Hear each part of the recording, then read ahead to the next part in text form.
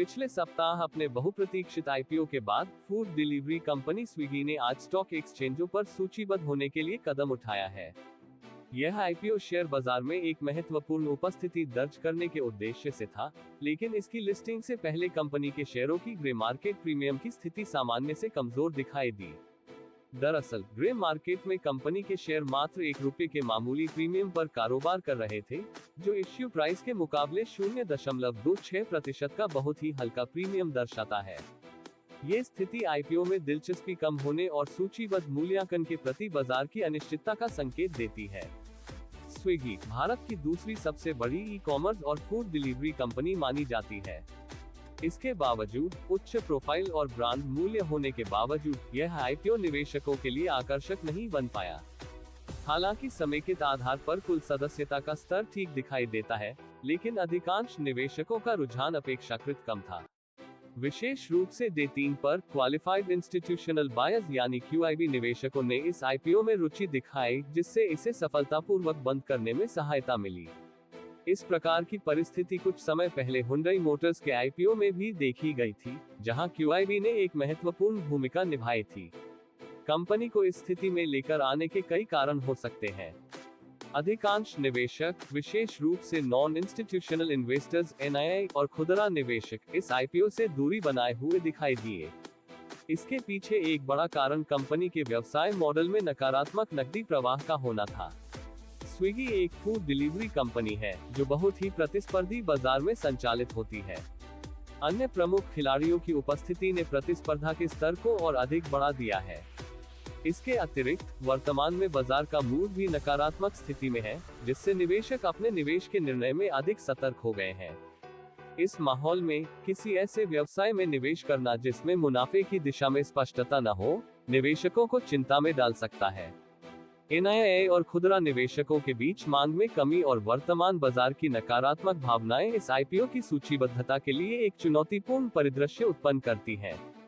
ये देखा जा सकता है कि निर्गम मूल्य पर 5 से 10% की सीमा में फ्लैट से लेकर नकारात्मक सूचीबद्धता की संभावना बहुत अधिक है।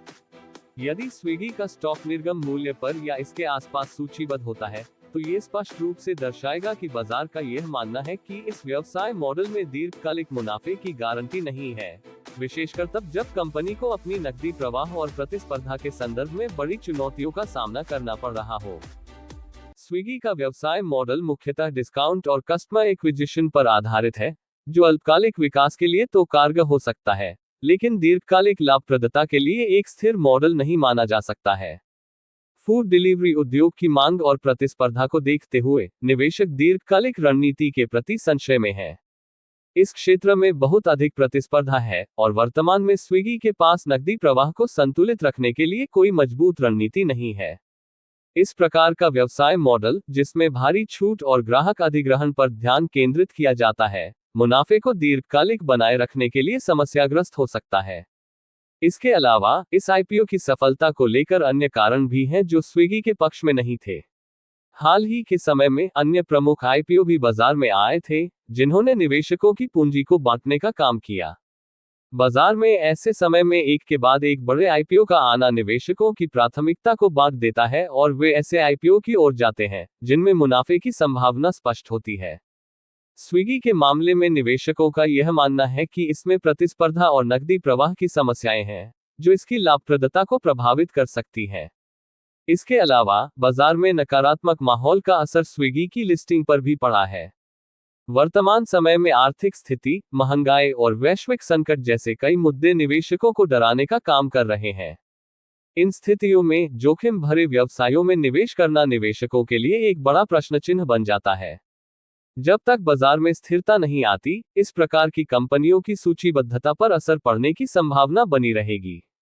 इसी कारण से स्विगी के आईपीओ की लिस्टिंग का अनुमान लगाने में निवेशक संकोच कर रहे हैं। इस तरह की परिस्थिति में निवेशक और बाजारी विश्लेषक यह मानते हैं कि स्विगी का स्टॉक निर्गम मूल्य पर फ्लैट या कुछ प्रतिशत नीचे सूचीबद्ध हो सकता है। ये स्थिति निवेशकों के उस धारणा को दर्शाती है कि वे अब उन व्यवसायों में निवेश करना चाहते हैं जिनकी स्थिरता और मुनाफे की संभावना दीर्घकालिक रूप से अधिक स्पष्ट हो। स्विगी के लिए यह एक कठिन समय हो सकता है, क्योंकि उसे केवल अपनी लिस्टिंग की चिंता ही नहीं है, बल्कि अपने व्यवसाय मॉडल को दीर्घकालिक रूप से स्थिर बनाने के लिए भी प्रयास करने होंगे।